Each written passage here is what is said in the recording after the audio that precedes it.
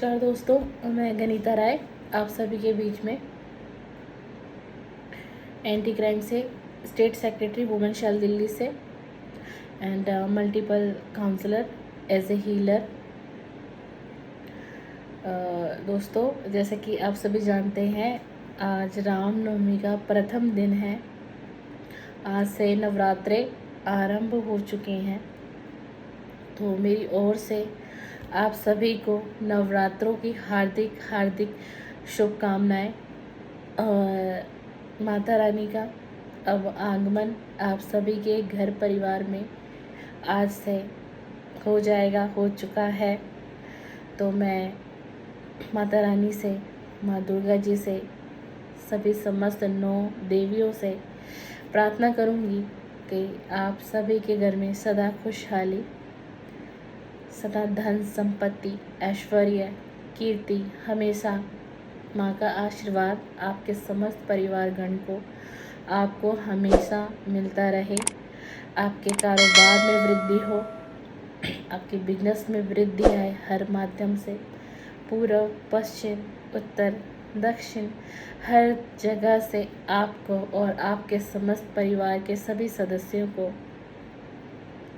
अच्छा फल प्राप्त हो, बिजनेस में वृद्धि हो, धन में वृद्धि हो, मन में शांति मिले, ऐश्वर्य प्राप्त हो, कीर्ति प्राप्त हो और सभी देवी देवताएं आपके परिवार पे और आप पे अपना विशेष विशेष आशीर्वाद बनाए रखें और आप लोग बहुत बहुत खुशी खुशी ये रामनवमी के जो भी वक्त है, जो भी समय है, जो भी माता रानी के 9 दिन है, आप सभी को भरपूर ब्लेसिंग माता रानी के माध्यम से मिले।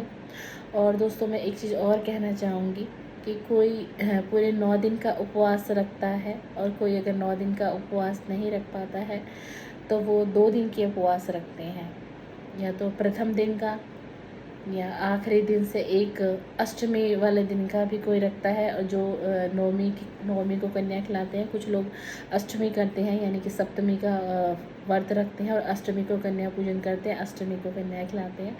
तो ये ज़रूरी नहीं है कि जिसने 9 दिन के व्रत किए हैं तो माता रानी की ब्लेसिंग उसी को भरपूर मिलेगी। देवी देवता ऐसा कुछ नहीं कहते।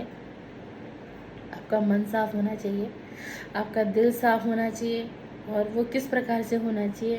भगवान भाव के भी भूखे होते हैं और भगवान उस इंसान को, अपने उस भक्त को ज़्यादा पसंद करते हैं जो किसी की मदद के लिए हमेशा तत्पर रहता है, किसी की मदद करता है, किसी का साथ देता है, किसी की मजबूरी को समझता है और समझता है कि हाँ, इसको मेरी मदद की ज़रूरत है।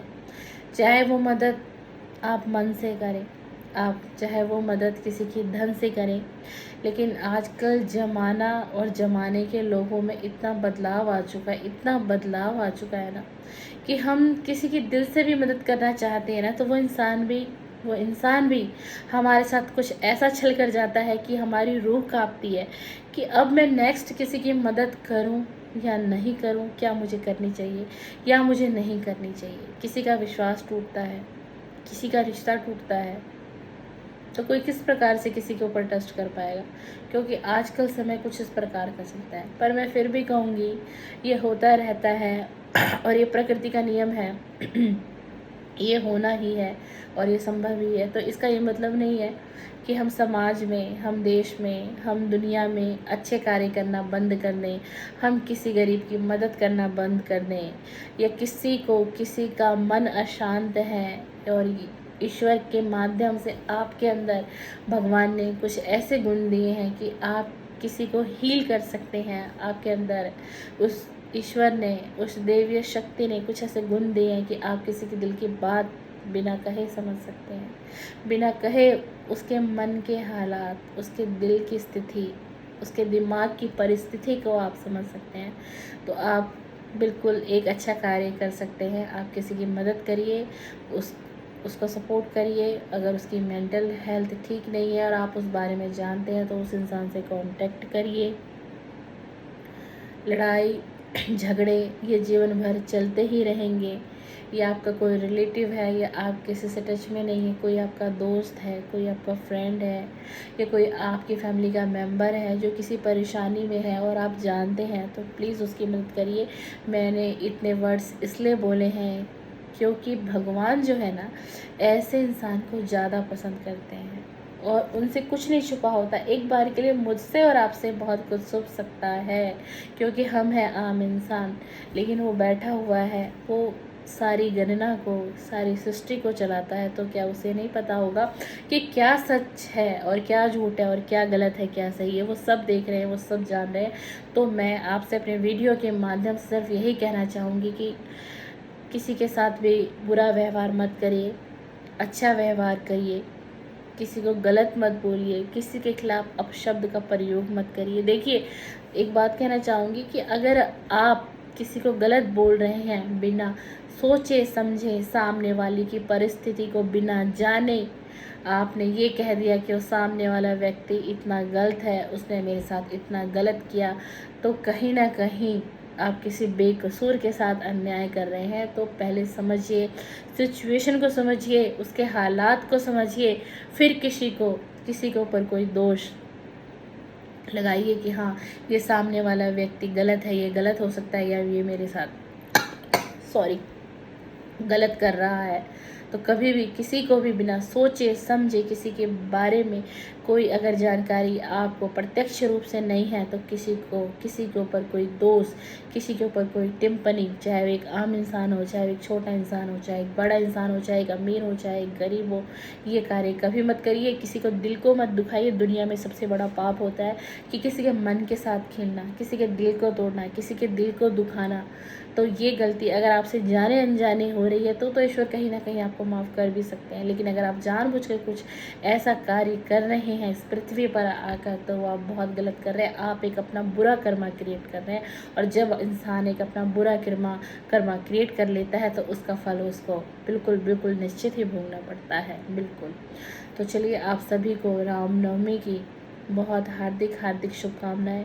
और ये 9 दिन के लिए माता रानी आप सभी के घर में ज़रूर आएंगी। मैं तो कहूँ हमेशा साल के 365 दिन उनका निवास आपके घर में बन जाए, उनका निवास स्थान आपके घर में बन जाए। तो आप सभी को बहुत बहुत बधाई। और इन नवरात्रों में करिए कुछ अच्छा कार्य, करिए किसी गरीब की मदद, करिए किसी दोस्त की मदद आपको लगता है, और करिए किसी इंसान को हील जिसके साथ कोई अनहोनी घटी हो, जिसके साथ कोई दुर्घटना घटी हो, या जिसका कोई बहुत करीबी, बहुत चाहने वाला इंसान या कोई किसी से दूर हो गया हो, तो उसकी मदद आप बहुत तरीक़ों से कर सकते हैं।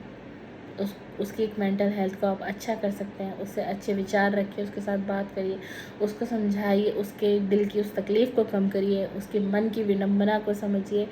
दुनिया में सबसे बड़ी अच्छाई, सबसे बड़ा कार्य ये है कि अगर आप किसी इंसान को एक मेंटल सपोर्ट दे देते हैं ना, तो आप सारे कर्मा आपने अभी तक जो भी किए हैं ना, और आपने जब ये कर्म आप कर देंगे ना किसी के लिए, तो सबसे बेस्ट कर्मा माना जाता है। और भगवान उस इंसान से इतने खुश होते हैं, इतने खुश होते हैं कि आपने अगर इतना अच्छा कार्य किया है ना, तो उसका फल वो ईश्वर आपको ज़रूर देते हैं।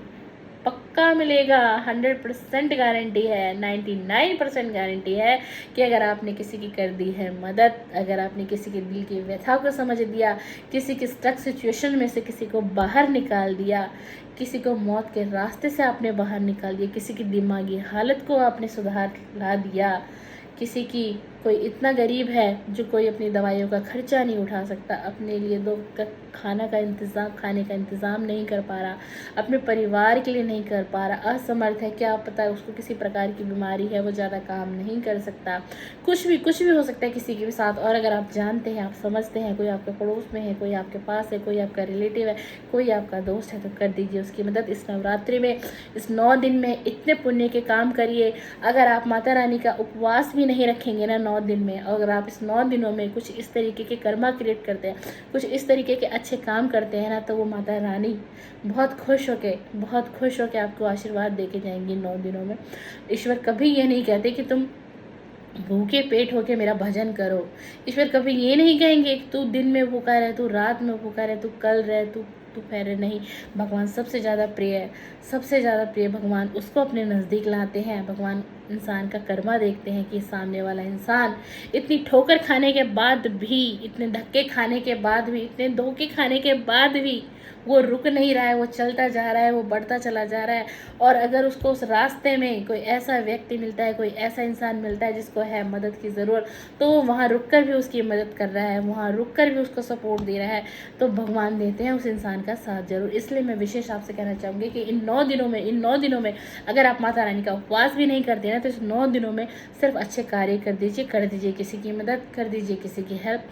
ये बहुत बड़ा अच्छा कर्मा आप इन 9 दिनों में क्रिएट करेंगे। और इन 9 दिनों में जो भी दान पुण्य किया जाता है, किसी की मदद करेंगे, किसी गरीब को दान देंगे ना, तो वो 10 गुना आपको फलित होगा इस नवरात्रों में। और दोस्तों, मैं अपने वीडियो के माध्यम से एक बात और आप सभी को कहना चाहूँगी। जैसा कि नवरात्रि चल रहे हैं 9 दिनों के, बट वैसे भी हम भगवान की पूजा पाठ करते हैं, भगवान में हमारी आस्था होती है। तो मैंने अक्सर एक चीज़ देखी है, थोड़ा गले में खराश है मेरे, इसलिए वीडियो में डिस्टर्बेंस हो रही है, सॉरी उसके लिए। जैसे मैंने ना बहुत बार दुकानों पे देखा है कि कुछ महिलाएं या कुछ भाई, कुछ मेरे दोस्त जो कहते हैं कि हमें पूजा वाला घी चाहिए। आप ऐसा क्यों कहते हैं कि हमें पूजा वाला घी चाहिए? आप ऐसा क्यों नहीं कहते कि हमें घी दे दीजिए? क्योंकि आप इसलिए कहते हैं पूजा वाला घी, क्योंकि पूजा वाला घी होता है सस्ता। लेकिन देखिए, मैं आपको एक बात कहना चाहूँगी, अगर आप घी खरीदने में असमर्थ हैं, आपके पॉकेट अलाउ नहीं करती है, सबसे शुद्ध माना जाता है सरसों का तेल, सबसे शुद्ध होता है। भगवान ये नहीं कहते कि तुम घी से ही मेरा दीपक जलाओ, घी से ही तुम मेरा दिया जलाओ। आपका मन साफ होना चाहिए, आपका दिल साफ होना चाहिए। चाहे आप एक सरसों तेल का भी दिया जलाएंगे ना, भगवान उससे भी खुश होंगे। लेकिन जो मार्केट में ये पूजा वाला घी आ रहा है ना दोस्तों, ये सबसे अशुद्ध घी होता है और माना जाता है। और ये लेबोरेटरी के टेस्ट में भी क्लियर हो चुका है कि वो घी इतना ख़राब होता है कि अगर मैं अपनी वीडियो में भी आपको बता दूँ कि उस घी के अंदर क्या डाला जाता है, तो आप लोग हैरान हो जाएंगे कि ऐसा भी होता है क्या। आप लोग कभी जीवन में वो घी यूज़ नहीं करेंगे। तो मैं नहीं बताऊंगी उस चीज़ को, मैं सीक्रेट रखती हूँ। बस मैं आपको इतना बताती हूँ कि अगर आप घी खरीदने में असमर्थ है, देखिए अगर खरीदिए तो शुद्ध घी खरीदिए। अब ये भी है कि अब शुद्ध घी है कहाँ मार्केट में, ठीक है ना। ऐसा भी मन में क्वेश्चन होगा। देखिए, हर किसी चीज़ में मिलावट तो है, चाहे वो सब्जी हो, साग हो, फल हो, जूस हो, इत्यादि कोई भी चीज़ें, कोई भी ऐसी चीज़ नहीं है कि जिसमें मिलावट ना हो। तो अगर आप घी नहीं खरीद सकते, फिर भी मैं कहूँगी, अगर कोई ऐसी पूजा पाठ है जिसमें कहा जाता है कि घी से ही वो पूजा संपन्न होती है, जिसमें कि हम कहते हैं कि हमें गाय का घी चाहिए। जैसे हमारे घर में हवन होता है, कोई बड़ी पूजा होती है, तो उसमें गाय का शुद्ध घी माना जाता है। तो मैं आपको ये कहना चाहूँगी कि आप अमूल का घी लीजिए, गाय का, अगर पूजा पाठ के लिए आपको चाहिए। और आप एक पतंजलि का भी यूज़ कर सकते हैं। इन दोनों में फिर भी इतना केमिकल नहीं यूज़ होता, ये फिर भी स्वच्छ माने जाते हैं, ये लेबोरेटरी में फिर भी पास हुए हुए हैं। ये मैं गाय की घी की बात कर रही हूँ आपसे। पर फिर भी आपसे कहना चाहूँगी कि आप समर्थ नहीं है कि आप घी का दिया जला सकें ईश्वर के लिए। तो ईश्वर सिर्फ होते हैं भाव के भूखे। आप मात्र सरसों तेल से भी दिया जलाइए, वो भी बिल्कुल वो माता रानी, वो ईश्वर स्वीकार करेंगे। लेकिन जो आप ये पूजा वाला घी लाते हैं ना, जिसका नाम डाला हुआ कि सस्ता वाला पूजा वाला घी चाहिए, वो घी आप लोग बिल्कुल भी यूज़ ना करें। अगर उसको आप यूज़ कर रहे हैं तो आज से अभी से उसको बंद कर दीजिए। उसमें बहुत हानिकारक केमिकल होते हैं। जो घर में जो दिया जलता है, उससे जो धुआं निकलता है, वो धुआं आपको दिखाई नहीं देता, लेकिन वो पूरे वाइब्रेशन में फैलता है, वो घर में फैलता है और वो बहुत हानिकारक होता है। ये बात आपको कोई बताएगा नहीं, ये बात मैं आपको बता रही हूँ, क्योंकि मैंने इस बात पे बहुत बारीकी से सर्च किया, समझा और इसके बारे में जानकारी भी प्राप्त की। तो अब ये सस्ता वाला पूजा वाला घी लाना अपने घर में बंद कर दीजिए। अगर आप घी नहीं खरीद सकते हैं तो आप मात्र सरसों तेल, सबसे शुद्ध होता है, उसका दिया जलाएं, सभी देवताओं को वो भी स्वीकार होता है। तो चलिए, शायद आपको मेरी आज की वीडियो अच्छी लगी होगी। धन्यवाद, शुक्रिया। मेरी वीडियो को लाइक कर दीजिएगा अगर आपको मेरी वीडियो पसंद आती है। मेरी वीडियो को शेयर कर दीजिएगा, कमेंट्स करिएगा। और हमेशा की तरह मैं फिर से कहना चाहूँगी, बन जाइए मेरी यूट्यूब फैमिली का हिस्सा, मेरे परिवार का हिस्सा, और बना लीजिए अब मुझे अपने परिवार का हिस्सा। और अगर आपको मेरी वीडियो आज की पसंद आती हो जो भी मेरी वीडियो को देख रहे हैं, अगर आपने अभी तक मेरे चैनल को सब्सक्राइब नहीं किया मेरे दोस्त, तो आज कर दीजिए सब्सक्राइब। थैंक यू, धन्यवाद, शुक्रिया, बहुत बहुत शुक्रिया।